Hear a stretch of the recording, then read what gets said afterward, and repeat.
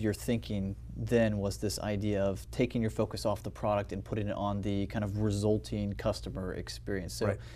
Explain that, what you mean by resulting customer experience. So when I first did that, I said, well, so value, in other words, means benefit, which is how I had learned to think about it at Procter & Gamble, that you offer benefits to the customer, but there are also costs and there's price. So if I take benefits minus price and cost, that should be value. And that's the way economists typically define value.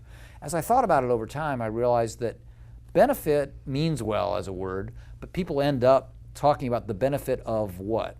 Of the product, not the end result experience that the customer gets, not what actually happens to the customer. And when you think about what you're trying to do for a customer by making your product perform well or anything else that you do, you're trying to influence what happens in their life. And that's not necessarily best described as the benefit, as in the benefit of the product. Plus, I had noticed over the years, everybody says benefit, and then they talk about the features of the product after saying we all know the difference between features and benefits, but then they talk about features. It's hard to get away from the product if you're still talking about benefit. Another issue is that in a real value proposition, a winning proposition, it's very frequently the case that you're asking the customer to accept some things that are better than they can get from the alternatives, but also to accept some things that aren't as good or are worse than the alternatives. Price is often one of those, but it can be the fact that you're not delivering some benefits that the competition is offering. So how do I include that in the notion of benefits? Among benefits are non-benefits or negative benefits. I realized the point is, what are the experiences the customer is going to get?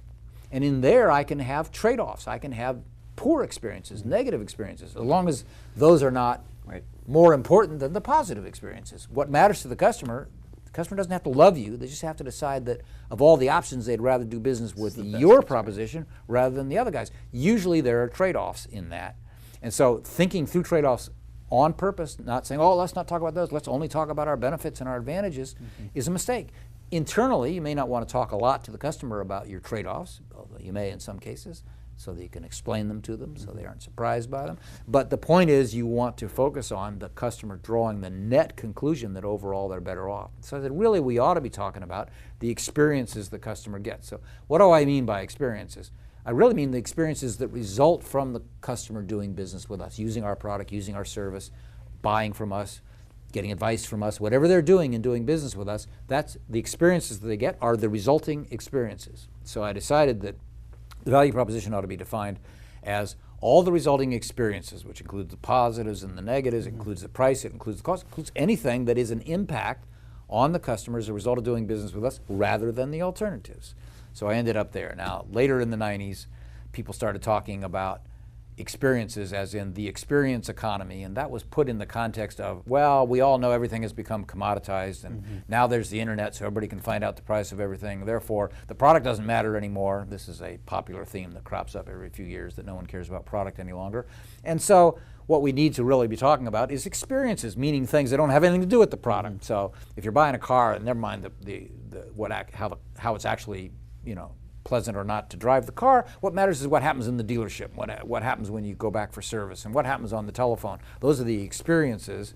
And if you can make a lot of drama and excitement and make those experiences good, and you can think of that as being service-oriented rather than product-oriented, well, all that kind of makes sense, but wait a minute. The product, like the car, does create a set of experiences for the customer, and they are important and very often more important than those service experiences or what happens when you call on the telephone. So it's all the experiences that you get as a result of doing business with a given business, a given supplier that matters.